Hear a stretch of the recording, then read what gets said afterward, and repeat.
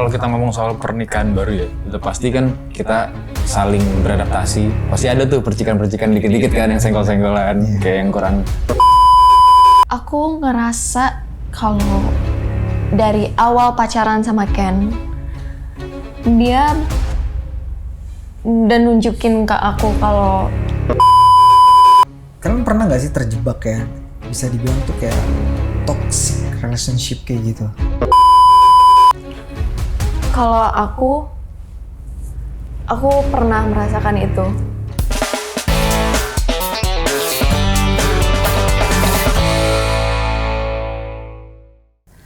Hai semuanya, seneng banget hari ini aku udah bareng dengan Cassandra dan Ryuken, dua bintang dari short film terbaru Cahaya Bagi Negeri yang sebentar lagi bakalan tayang di YouTube Jawaban dan juga berbagai TV partner kita. Halo Cassandra, halo Ken. Halo. Tapi aku panggilnya bener ya, Cassandra, Ken. Yes. Bener. Iya, kalian kan pasangan suami istri. Kalau ngegambarin satu kata deh, buat hubungan kalian sekarang ini apa? Mau duluan? Ya, Hah? boleh. Ya udah. Aku duluan. Bersama-sama. Oke, bersama-sama. Interesting. Nah, karena kamu udah satu kata, kamu satu kalimat. Wah. Aku di hubungan ini aku ngerasa kita saling sama-sama melengkapi, saling support satu sama lain. Kalau kita ngobrol, kita cerita sedikit deh. Kalian ini kan Lagi. Apaan sih itu?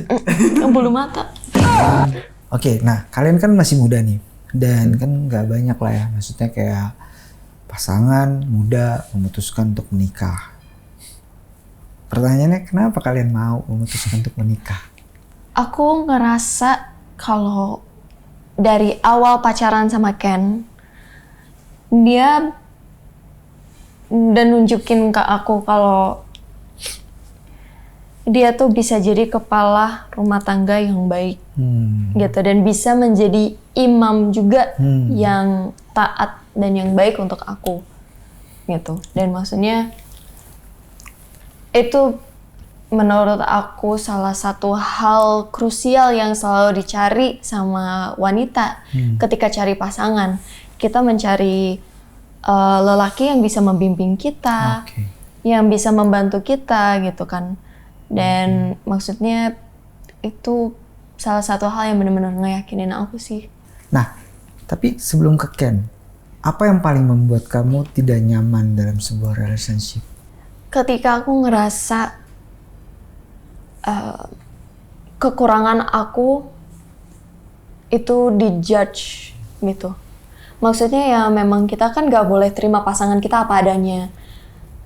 Menurut aku, dan ini juga Ken yang ngasih tahu aku, kita memang gak boleh saling menerima apa adanya, karena kalau kayak gitu gak akan benar-benar cocok gitu. Karena kan pasti ada perbedaan, dan ada yang perbedaannya dikit, ada yang perbedaannya banyak. Kalau perbedaannya banyak, ya kita kan harus saling menasehati supaya kita bisa fit gitu ketika kita sudah menikah untuk bisa menjadi satu kan. Seneng banget ya. Aku bingung mau respon gimana. Harusnya jangan ngomong depan Ken ya. Harusnya. Justru itu. Iya. Tapi ini menarik kan, maksudnya sebuah pengakuan istri kepada seorang suami ya menurutku sah, karena kan kalian sudah menikah ya. Jadi ya kita percaya bahwa kalian akan menikah sampai maut memisahkan. Amin. Pertanyaanku gini Ken, gimana kamu selalu membuat dia nyaman? Hal apa sih yang kamu lakukan gitu untuk membuat seorang pasangan kamu nyaman? Kalau aku sih, aku selalu dengerin apa yang diomongin, dan kalau yang ini aku masih belajar juga nih, tapi aku selalu berusaha. Pernikahan pasti kita ngomong pernikahan tuh terus belajar ya, berproses. Namanya juga bersatu untuk berproses sampai maut memisahkan. Tapi proses apa nih yang kira-kira kamu sebagai suami lakukan? Sebenarnya kan wanita tuh kalau lagi pengen cerita, dia cuma butuh didengerin kan. Yang utamanya itu. Kadang-kadang kita butuh buat ngasih solusi juga, tapi pemikiran pria tuh selalu kita kalau ada pertanyaan kita harus jawab. Nah, itu yang aku sampai sekarang pun aku masih belajar. Aku kalau dia ngomong, Kayaknya Om juga bisa relate ya. Iya. nah kalau dia cerita, aku lebih banyak dengerinnya daripada ngasih solusi. Karena kalau ngasih solusi menurut aku mungkin bisa pas lagi netral, lagi pikirannya dingin ya kan, supaya nggak jadi kelas gitu loh. Iya, betul.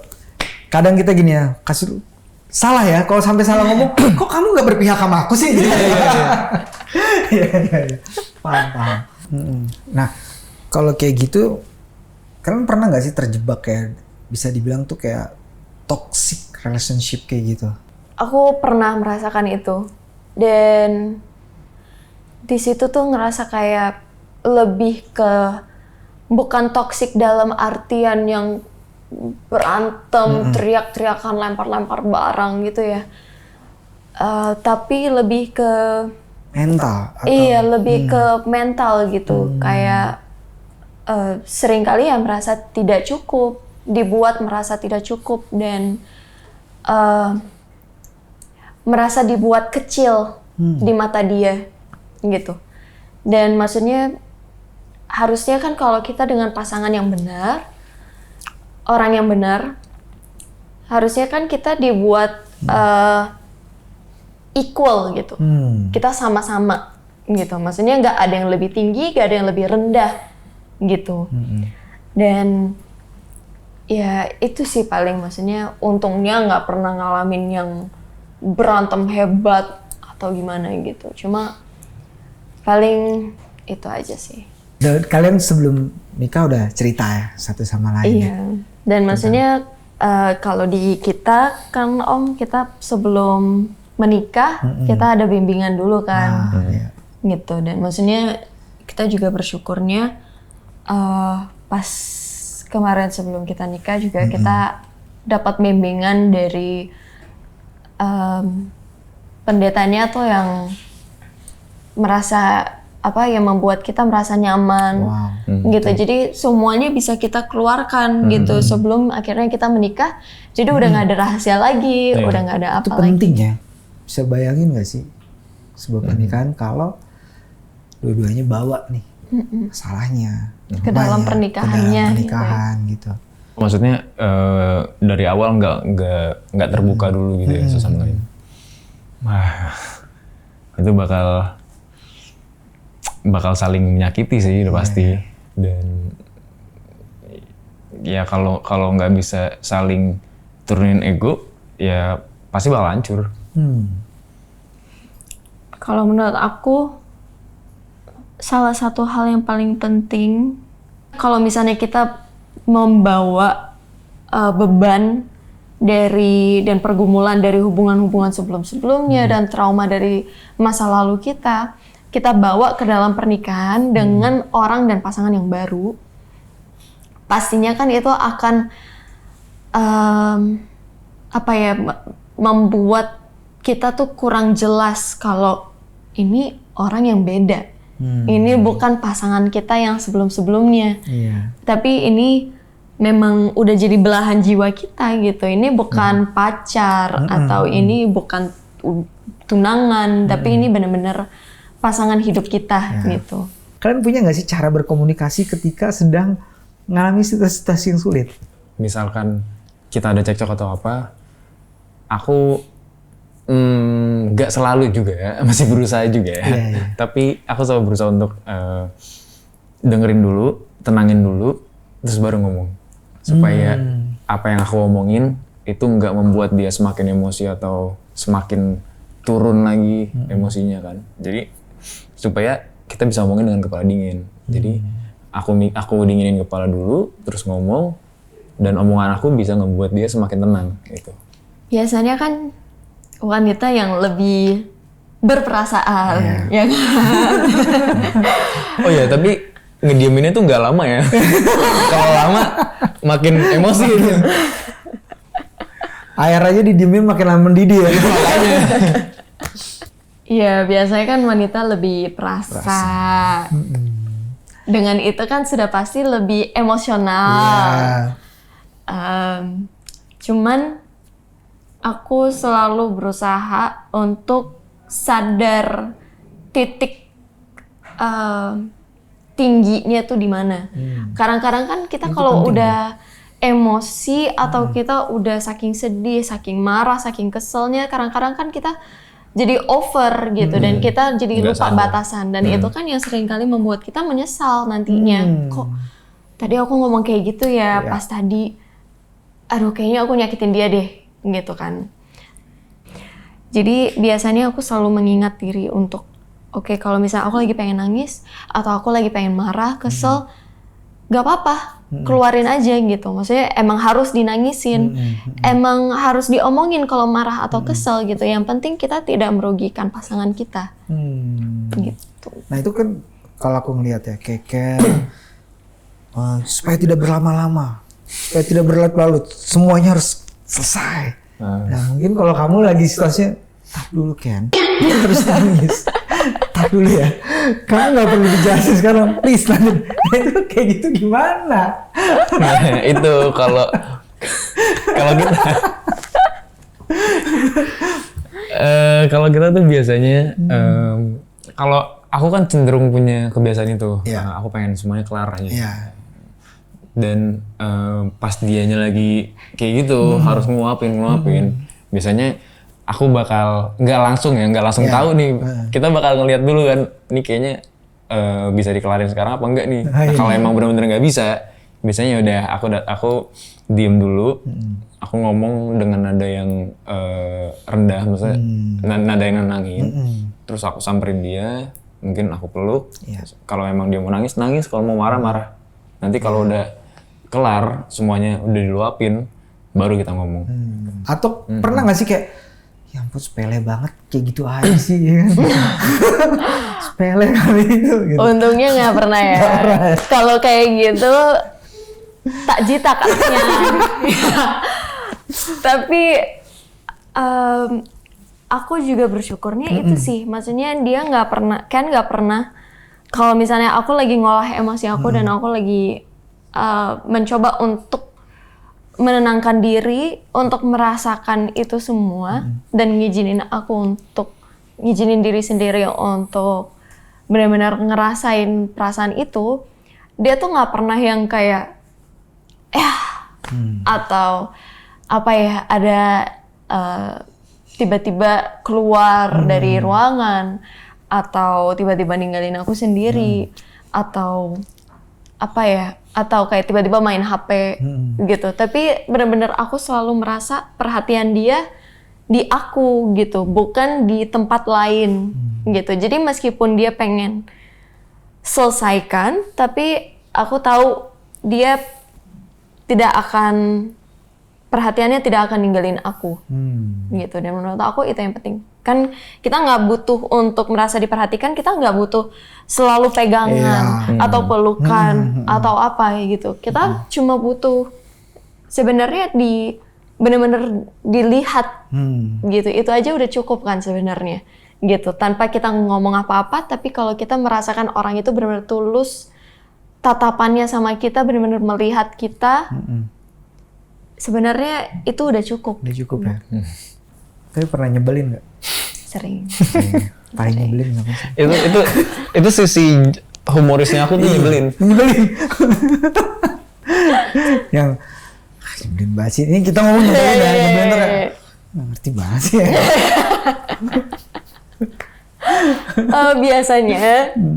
Biasanya tuh kalau misalnya mukanya tolong jangan sebut yang itu. Apa lah Ken? Sebut aja, sebut.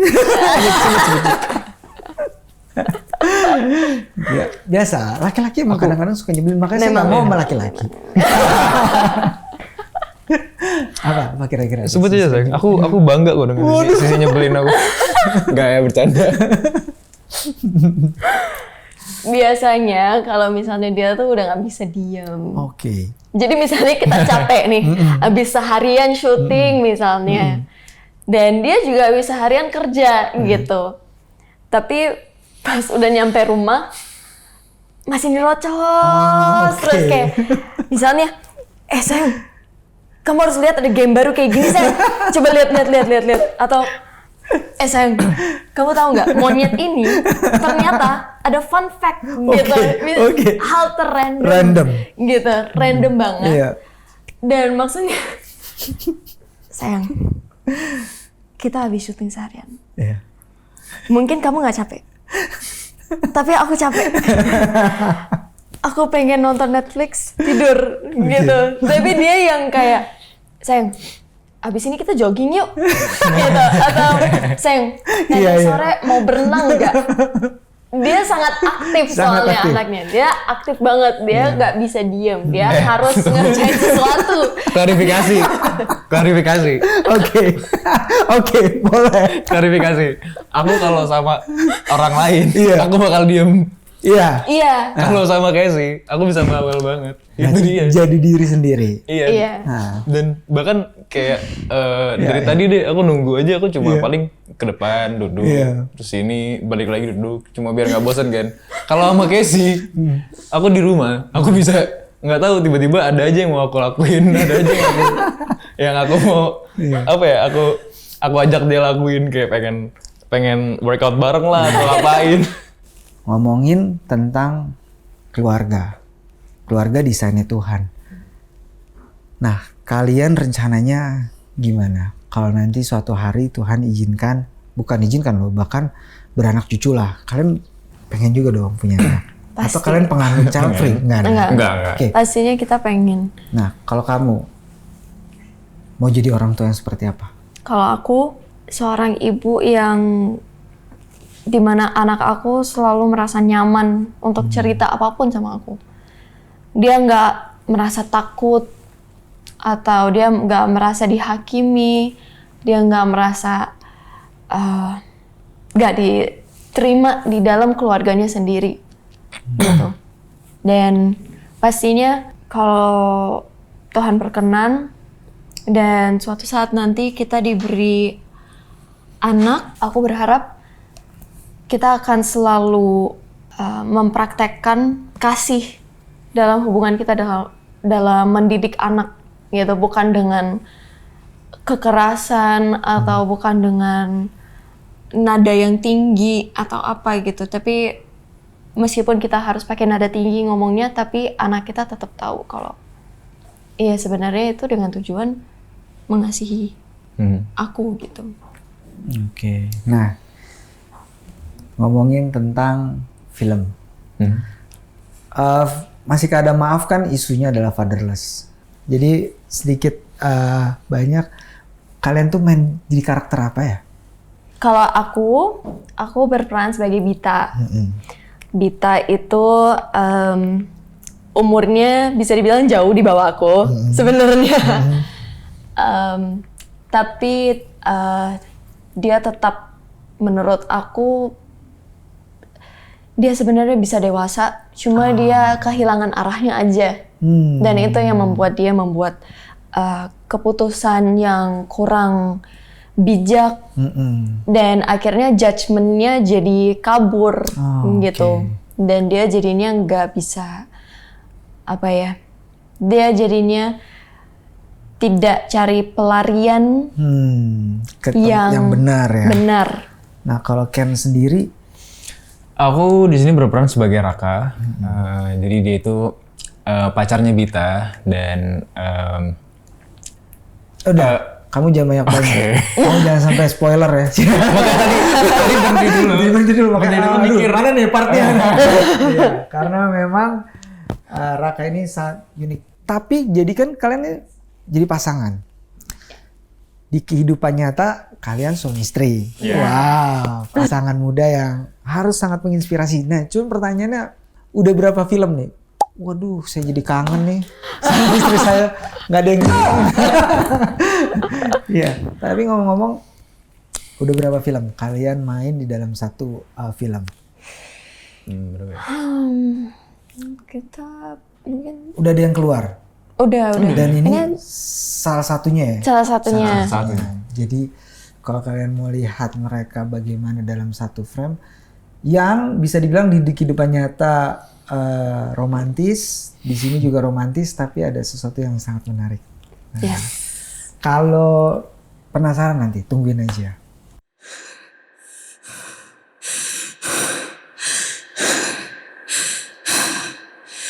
Mana uangnya? Pada dasarnya ayah kamu adalah orang yang baik, ramah dan juga sangat mencintai kita. Uang ini, uang tabungan kita untuk bayar sekolah. Impian kamu. Bu, sehat terus ya. Bita sayang banget sama ibu. Kita, buat aku, yang penting kamu bahagia. Meskipun ayah terus-menerus nyakitin ibu, pukul ibu.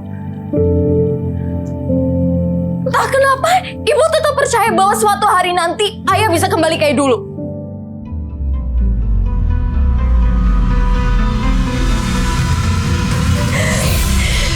Lagian Tuhan tuh beneran ada tau gak sih? Tuhan tahu gak kalau aku sedih, Tuhan kasihan gak sih sama aku?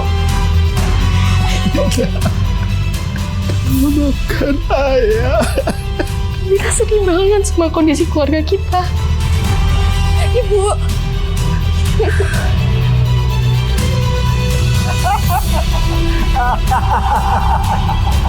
Aku gak rela, ayah. Aku gak rela. Ayah, minggir.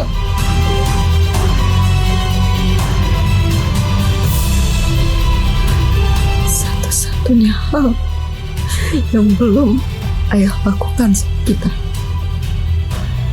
hanya tinggal membunuh kita berdua, Bu.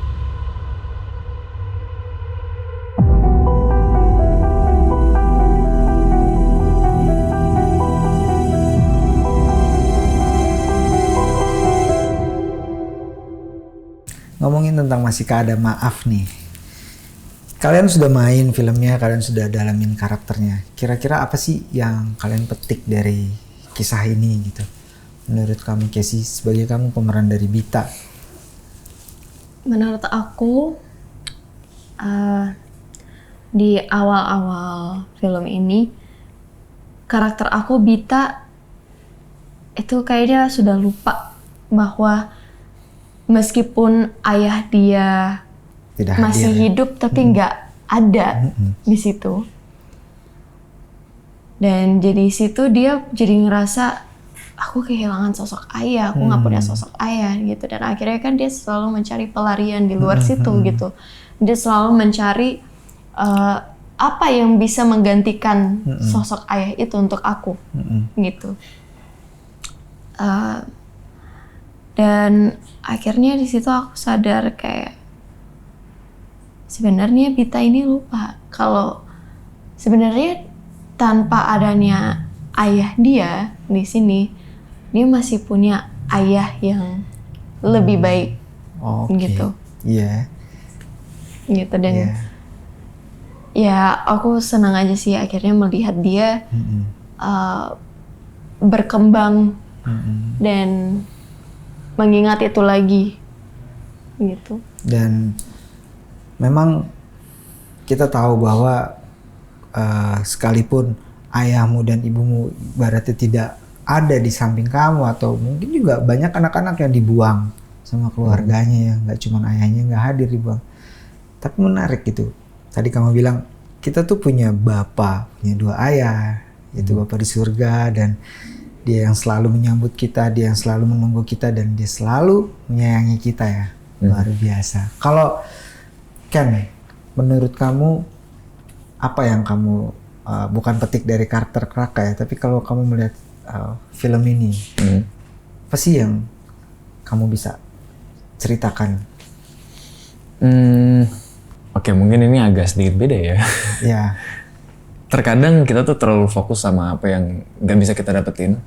sama apa yang kita nggak punya sampai kita melupakan apa yang sebenarnya kita udah punya. Yang padahal ada di sekitar kita. Iya, jadi kayak kadang-kadang kita tuh suka ngerasa kita masih kurang nih.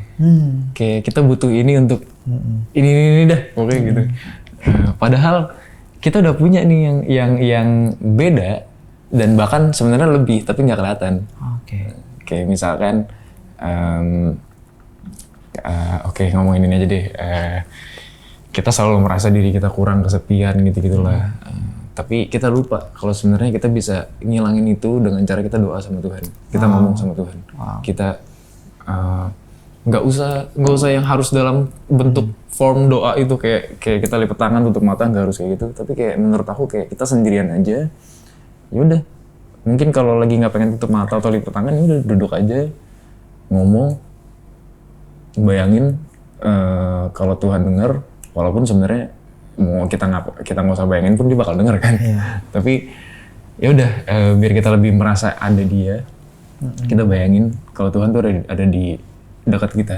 Kita ngomong itu menurut pengalaman aku pribadi, kekosongan itu bakal keisi sendiri sih. Wow.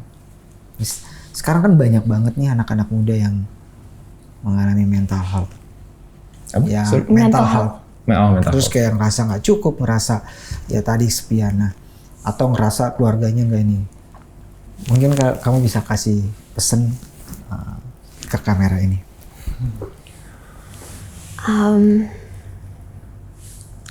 Kalian harus selalu ingat bahwa meskipun rasanya kayak kalian sendiri gak ada yang bisa terima atau gak ada yang mau dengerin kalian, gak ada yang mau nemenin, pasti ada. Dan pasti selain Tuhan, pasti Tuhan akan menyediakan support system dan orang-orang yang akan mengasihi kalian gitu. Dan seringkali kan kita selalu mikir, tapi di mana pertolongan Tuhan? Kenapa aku nggak bisa ngerasain kasihnya Tuhan? Kenapa aku nggak bisa ngerasain kehadiran Tuhan di hidup aku? Aku ngerasa kayak Tuhan ninggalin aku. Aku ngerasa kayak Tuhan nggak jawab doa aku. Dan itu juga yang seringkali dirasain sama Bita, menurut aku. Tapi mungkin pesan aku, dan ini setelah aku sendiri juga ngerasain, dan aku pun juga terus berusaha untuk mempraktekkan ini di dalam kehidupan nyata aku. Kalau Tuhan tuh nggak selalu ngasih kita tanda atau jawab doa kita secara langsung kayak dulu. Tapi sekarang mungkin kita lagi ngomong sama pasangan kita, atau sama keluarga kita, atau sama pendeta, atau siapa, dan lewat situ juga Tuhan bisa ngomong sama kita dan bisa jawab doa kita gitu. Menurut kamu, mungkin kamu bisa kasih pesan buat keluarga yang nggak sempurna, buat anak-anak muda yang mungkin nggak sempurna situasinya. Buat kalian yang ngerasa keluarganya kurang sempurna atau kalian merasa sendiri, kalian bisa doa sama Tuhan. Dan menurut aku Tuhan akan dengan cara apapun yang akan dilakukan, dia akan mengisi kekosongan itu. Dan yang bisa dilakuin, kalian boleh cari suatu komunitas yang mendukung. Jadi jangan sampai salah orang. Kalian kan sekarang sudah jadi pasangan. Kira-kira relationship goals kalian ini apa? Coba kamu lihat Ken lihat Casey. Kira-kira apa sih yang... Kita kalau disuruh gini gak pernah serius, pusing juga. Iya, kita gak pernah serius. Untuk aku berharap kita selalu bisa menjadi sahabat untuk satu sama lain. Dan kita selalu bisa mengandalkan Tuhan dalam hubungan kita.